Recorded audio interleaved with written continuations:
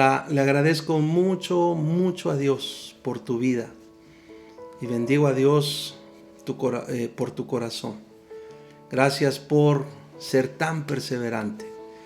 Saben que para mí es muy importante esta serie sobre la cual estamos hablando. Yo le llamé Buenas Noticias, lo que todos necesitamos, y seguramente ha sido ya tan obvio que estamos hablando del Evangelio.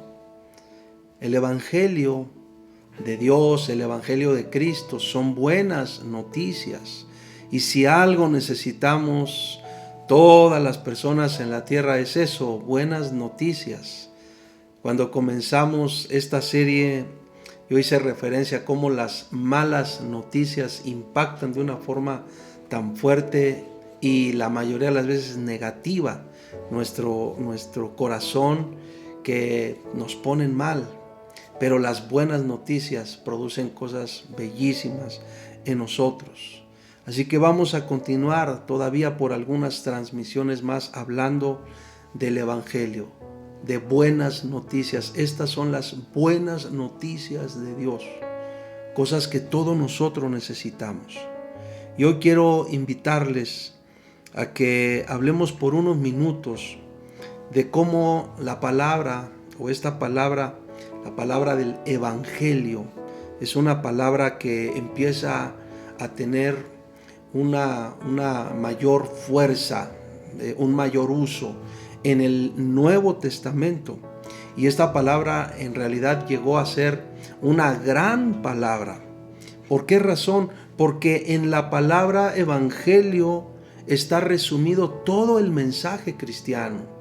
Les quiero rogar que me acompañen al Evangelio de Marcos, capítulo 1, versículo 1, y después vamos a leer también primera a los Corintios, capítulo 15, versículos 1 y 2. Voy a leer Marcos 1:1, dice: principio del Evangelio de Jesucristo, Hijo de Dios. Principio del Evangelio de Jesucristo.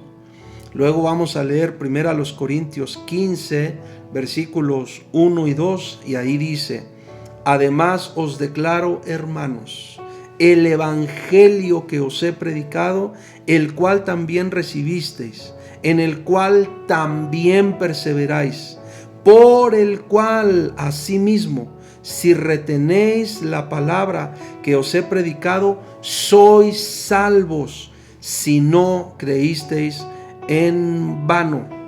Noten cómo habla del Evangelio que se predica, del Evangelio que se recibe, del Evangelio en el cual se persevera y del Evangelio a través del cual somos salvos. Démonos cuenta cómo entonces la palabra como tal, la palabra Evangelio o las buenas noticias, en realidad resumen todo el mensaje cristiano. ¿Por qué decimos que esta palabra resume todo el mensaje cristiano? Porque ustedes y yo sabemos que el mensaje cristiano es Jesucristo. Ese es el mensaje.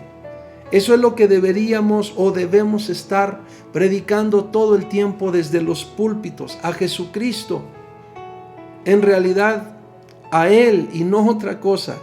El apóstol Pablo escribió en 1 Corintios capítulo 2, versículo 2, escribió: pues me propuse no saber entre vosotros cosa alguna, sino a Jesucristo y a este crucificado. Esa es la declaración que el apóstol Pablo hace.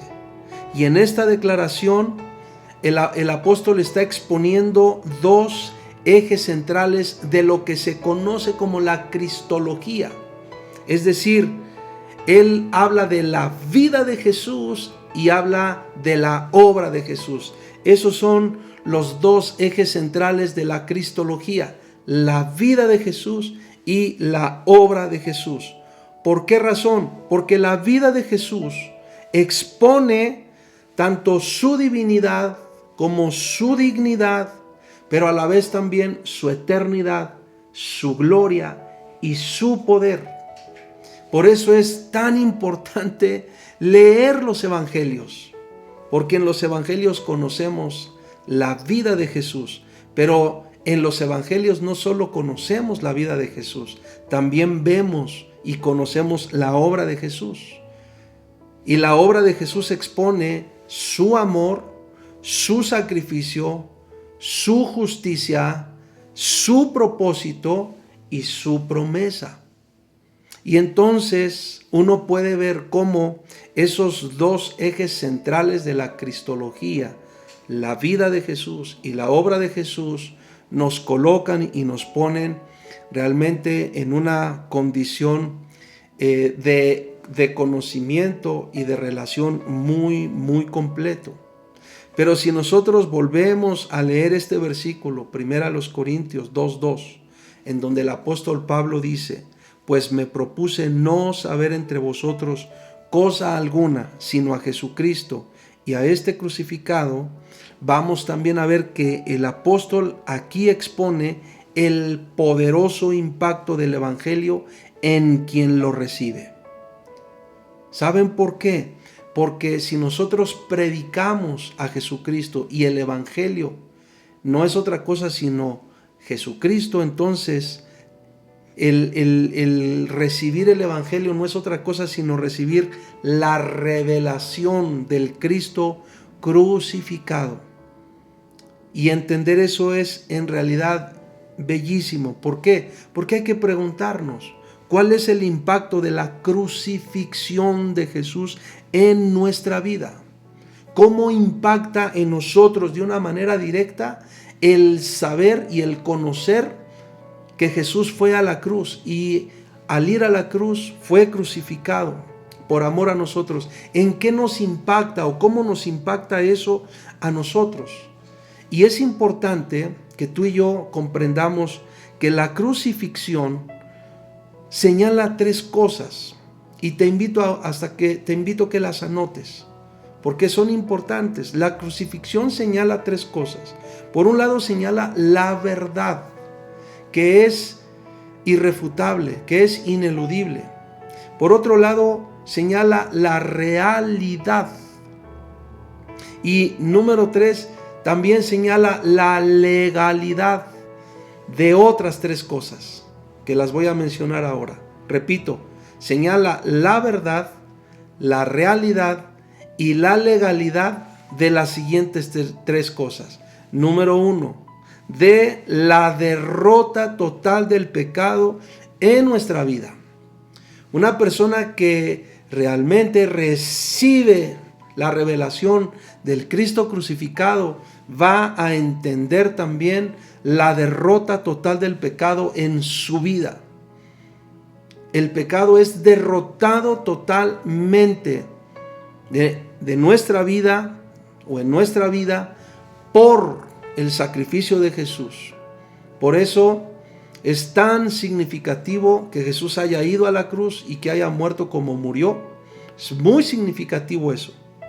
Número 2, la crucifixión señala la verdad, la realidad y la legalidad de, número 2, de la muerte de la naturaleza que mantiene al hombre bajo pecado.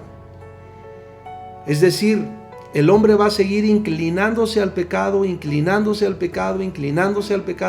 mientras la naturaleza de pecado esté en él.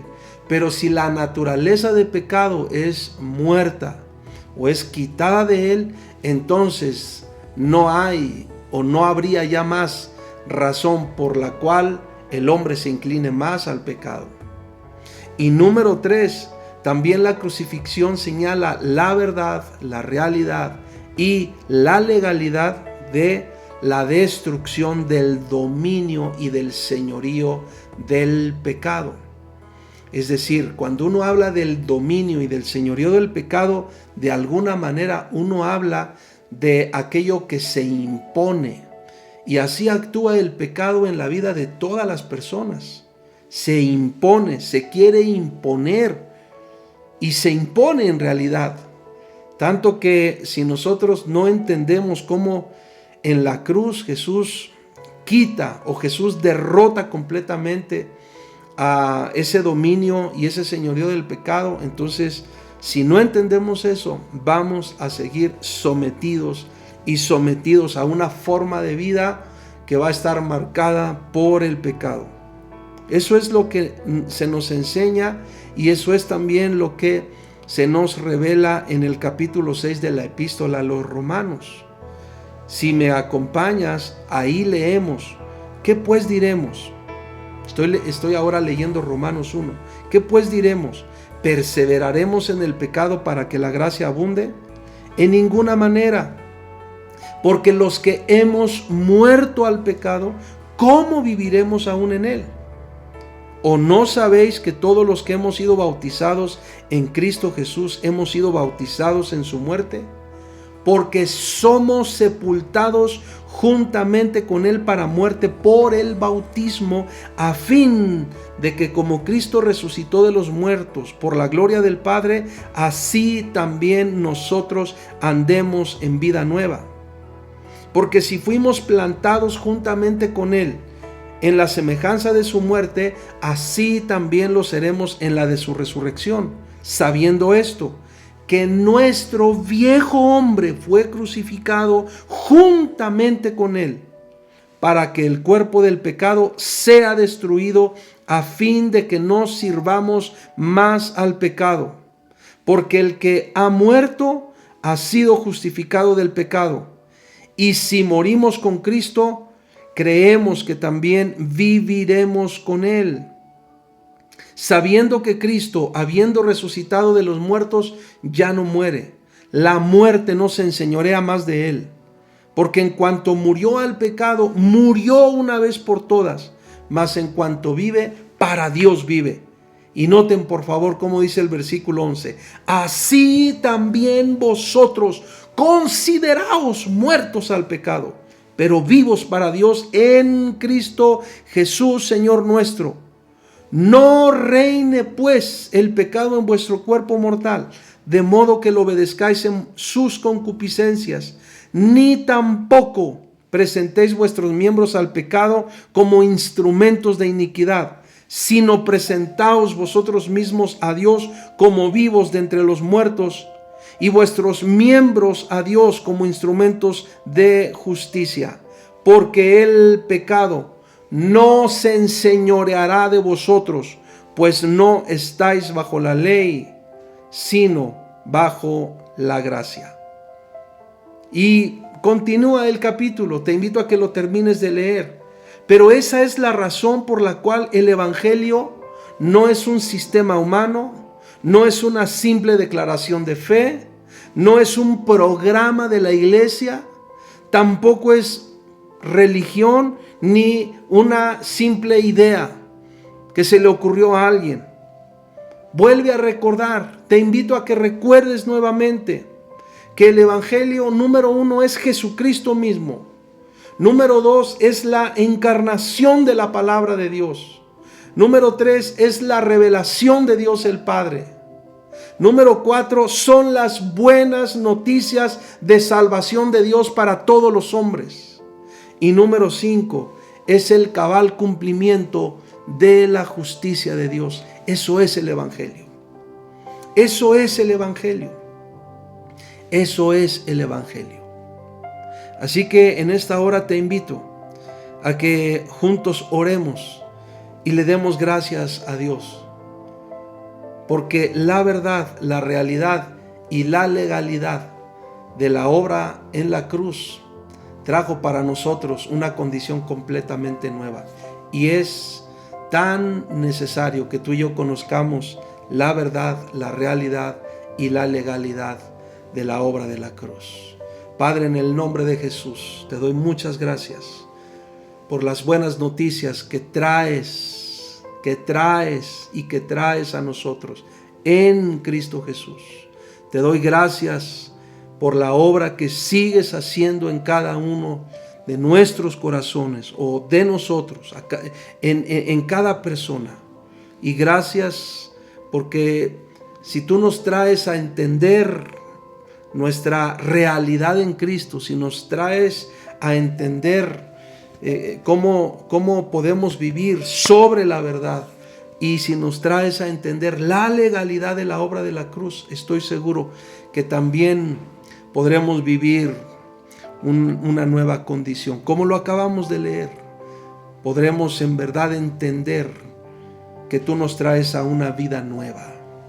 Padre, en el nombre de Jesús, yo te ruego que sigas revelando tu palabra y que sigas revelando el Evangelio, las buenas nuevas de salvación para todos nosotros, en Cristo Jesús. Amén y amén. Amén. Muchas gracias a todos, muchas gracias. Recuerda, vamos a continuar todavía por algunas transmisiones más este mismo tema. Bendiciones.